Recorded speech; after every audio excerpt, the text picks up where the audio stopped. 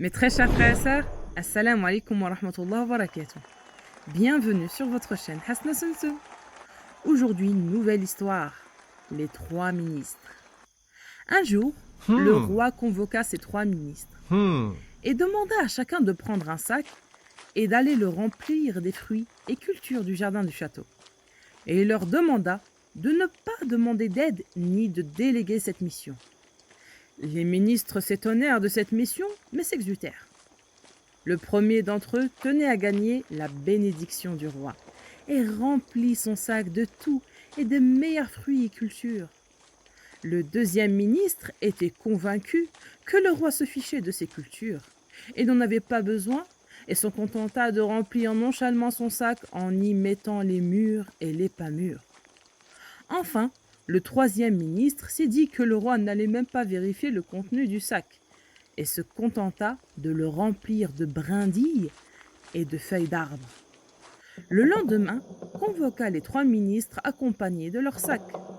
Une fois réunis, le roi ordonna à ses soldats d'emprisonner ces trois ministres, chacun à part, avec son sac pendant 3 mois dans un endroit où personne ne peut accéder et qu'on leur interdise l'eau et la nourriture.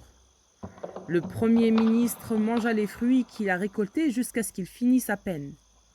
Le deuxième ministre vit les 3 mois dans la gêne et le manque, ne se nourrissant que parmi les quelques cultures et fruits mangeables qu'il a récoltés.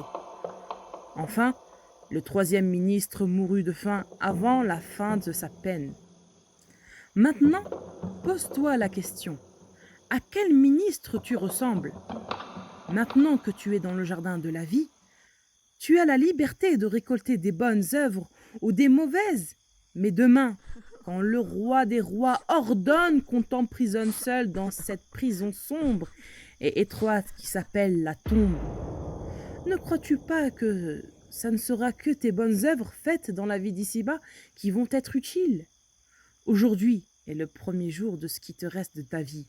Dorénavant, veille à faire de bonnes œuvres sur terre afin d'en récolter les bénéfices dans l'au-delà, parce que le regret ne servira à rien là-bas. Et voilà mes très chers frères et sœurs, nous sommes arrivés à la fin de la vidéo. Dumtum fi rayatillah wa amani, wassalamu alaikum wa rahmatullahi wa barakatuh.